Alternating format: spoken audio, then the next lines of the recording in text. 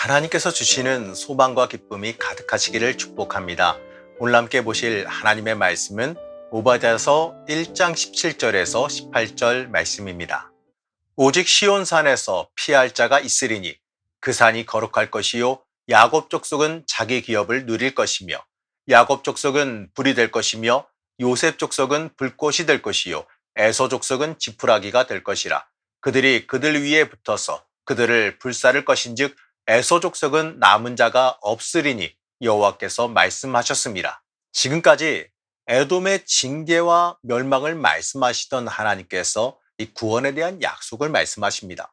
물론 이 구원에 대한 약속은 이 에돔에 대한 약속은 아닙니다.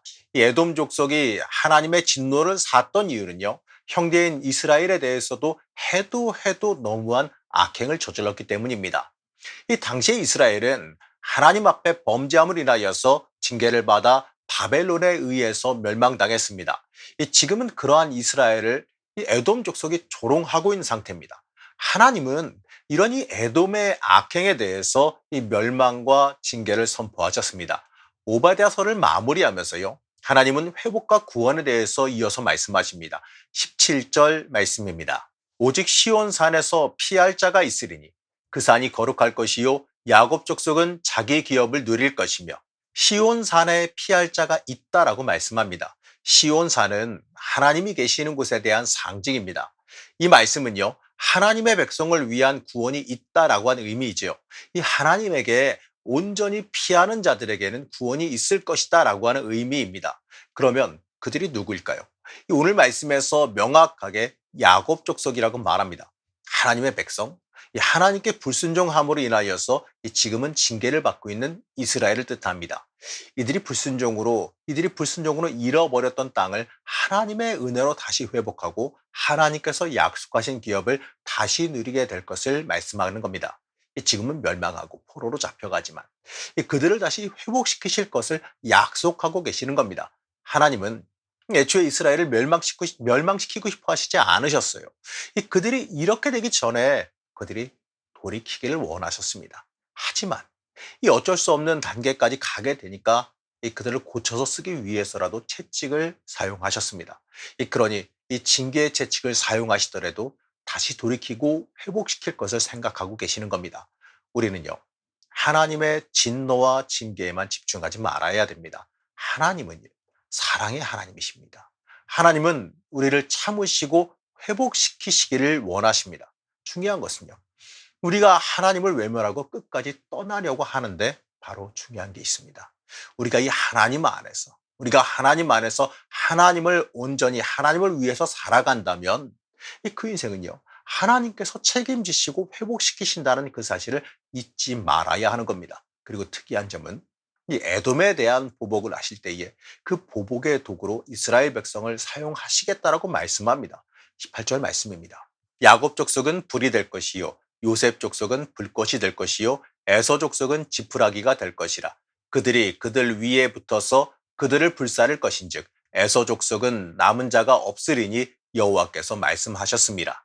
야곱 족속과 요셉 족속이 이 에서 족속을 지푸라기가 되게 불사를 것이다라고 말씀합니다. 야곱과 요셉을 함께 언급하는 것은요, 앞으로 다시 통일된 이스라엘을 이루시겠다라는 뜻이에요.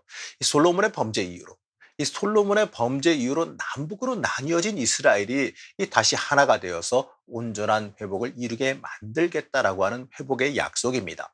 이 창세기에서 야곱과 에서의 관계는요, 야곱이 에서를 두려워했습니다. 하지만 이제 야곱이 에서를 멸절시키겠다라고 말씀하고 있습니다. 심판의 날에 에서 족속에게 남은 자가 없게 만들겠다라고 말씀하고 있습니다. 그들의 행위대로 갚아주시겠다라는 하나님의 말씀입니다. 하나님 앞에 다시 돌아와서 그들이 회복하게 되어지면 이 원수들에 대해서도 하나님께서 잊지 않고 다시 징계하시겠다는 것을 우리가 함께 볼 수 있어야 됩니다. 이어서 하나님은 이스라엘이 회복할 영토에 대해서도 말씀해 주십니다. 이 말씀대로라면 이 다윗 왕국을 완전하게 회복하는 것을 뜻합니다. 이 말씀은 이스라엘의 전성기, 하나님을 온전히 섬기는 하나님의 나라를 회복시키시겠다라고 하는 약속입니다. 약속하셨던 약속을 온전히 이루시겠다라는 의미입니다. 지금 이스라엘이 이 자신의 죄악으로 인하여서 고난을 겪긴 하지만 이 그들이 그 고난을 잘 이겨내고 하나님의 품으로 온전히 회복되어 돌아온다면 하나님께서 약속하셨던 그 모든 것을 다시 그들에게 회복시키시겠다라고 약속하고 계시는 겁니다. 중요한 것은요, 우리가 온전히 하나님의 품으로 되돌아가는 일입니다. 오바댜서는 이스라엘을 넘어서 모든 민족이 모든 나라가 하나님께 속해야 된다는 중요한 말씀으로 마무리합니다. 21절 말씀입니다. 구원받은 자들이 시온산에 올라와서 에서의 산을 심판하리니 나라가 여호와께 속하리라. 여기서 말하는 나라가 여호와께 속하리라라고 하는 이 말씀은요, 에돔에게만 해당하는 말이 아닙니다. 이 말은 이 에돔을 넘어서서 이 세상 열국의 모든 나라가 하나님의 왕국이 된다는 의미로 읽을 수 있어야 됩니다. 오바댜서는요, 에돔에 대한 심판으로 시작해서 이 궁극적으로 다윗의 영토를 회복하는 것을 넘어서 이 모든 나라 온 세상이 이 온 세상의 구원과 회복이 이루어진다라고 하는 이 메시지를 전해주길 원합니다. 이 메시지는요, 모든 인류에 대한 구원의 메시지이고 모든 인류에 대한 희망의 메시지입니다. 이제 막 멸망해서 이 바벨론의 포로로 끌려간 이스라엘 백성들에게 하나님께서 들려주시기 위한 말씀은요, 원수에 대한 화풀이를 해주겠다 이게 아니에요. 지금 너희가 왜 멸망했는지를 잊지 말고 다시 하나님 앞으로 돌아오고 돌이켜야 한다라는 가르침입니다. 그리고 하나님이 누구이신지도 다시 한번 돌아보고 그 하나님 앞에, 그러니까 하나님 앞에 하나님의 백성으로 바로 서서 돌이켜야 한다는 것을 그들에게 촉구하고 계시는 겁니다. 맞습니다. 우리는 하나님의 백성이란 이 사실을 절대로 잊지 말아야 됩니다. 전능하신 하나님 앞에 내가 어떠한 자세로 살아가고 있었는지도 우리 스스로 한번 돌이켜볼 수 있어야 됩니다. 하나님은 우리를 회복시키시기를 원하십니다.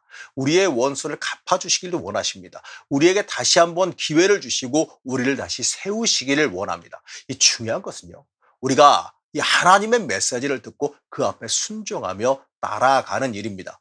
이스라엘이 왜 심판당했습니까? 이스라엘이 왜 에돔에게 조롱당하고 공격당했습니까? 그들이요, 하나님의 사람으로서 복의 자리를 스스로 떠나갔기 때문 아니겠습니까? 사랑하는 성도 여러분, 우리는 복의 자리를 떠나지 말아야 됩니다. 하나님의 섭리 위에서 순종하며 살아가기를 소망해야 됩니다. 하나님 따라가는 길, 순종하는 그 길이 복이 있는 길이고 승리가 있는 길이기 때문에 그렇습니다. 하나님의 돌보심과 평안이 있는 길이 바로 우리가 하나님 앞에 순종하는 길입니다. 하나님은요, 우리에게 이 징계가 아니라 회복과 사랑을 주시길 원하십니다. 우리가 내가 원하는 길이 아니라 하나님의 길을 따라가기를 소망할 수 있어야 됩니다. 사랑하는 성도 여러분, 그 길이 내가 가야 하는 길입니다. 회복을 약속하시며 부르시는 하나님의 음성 잊지 마시고 하나님께 순종하며 나아가는 주의 자녀가 되시기를 지각 간절히 축복합니다. 우리를 사랑하신 하나님, 우리의 약함과 악함과 어려움도 아시는 하나님, 우리를 잊지 마시고 돌아보시며 회복시키는 은혜를 경험하게 하여 주시옵소서. 하나님 앞에 철저히 순종함으로 하나님의 길을 따라가게 하여 주옵시고 또 그로 인하여서 하나님께서 주시는 놀라운 복의 길을 걸어가게 하여 주시옵소서. 오늘 하루도 하나님께 철저히 엎드리는 삶이 되기를 원하오며 거룩하신 예수님의 이름으로 간절히 기도드렸습니다. 아멘.